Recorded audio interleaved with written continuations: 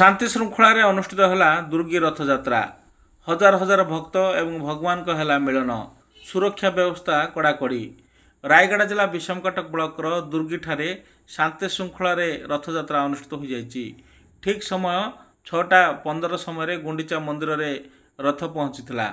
यह पूर्व 2:30 समय पहंडी अनुष्ठित होता। पहंडी आरंभ होला परे रथ प्रतिष्ठा उत्सव एवं रथ रे छेरा पहरा नीति सह समस्त कार्यक्रम अनुष्ठित होता। तेबे रथ पहरा रथ छेरा पहरा समय प्रति वर्ष भली सुभाष चंद्र पंडा जोग देइथिले। आज मध्य सुभाष चंद्र पंडा जोग देई एठारे छेरा पहरा नीति सह नीतिकांति रथ उपरे समस्त प्रकार होइतला।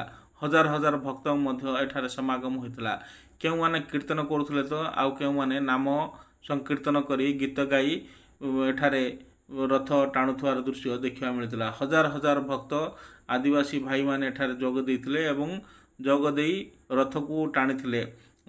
तबे रथ टଣା 4टार आरंभ होइतला एवं 5:25 समय गुंडीचा मंदिर रे पहुंचथिले। 6:15 रे चतुर्धा मूर्ति को गुंडीचा मंदिर रे होला जाइतला एवं 6:15 समय मध्य एठारे संध्या आरती होइतला। एई समय आखपाख अंचल अनेक भक्तों समागम होता। तबे सबुठार बड़ कथा है यही रथयात्रा देखा पूर्वतन आदिवासी कल्याण विभाग मंत्री जगन्नाथ सारका, सुधीर कुमार दास एवं अनेक मान्यगण्य व्यक्ति माने एठारे जोग देथिवार दृश्य देखा मिलता।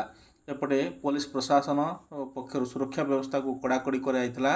हजार हजार भक्तों समागम रे रथ टଣା समाप्त होइथिला। तबे एठारे चतुर्धा मूर्ति यात्रा एठारे प्रतिदिन भेष हेबो एवं प्रतिदिन भेष सह विभिन्न प्रकार नीतिकांति भजन कार्यक्रम सह समस्त प्रकार रीतिनीति अनुसार पूजा अर्चना हेबो बोली एठाकार पूजक सूचना देथिले।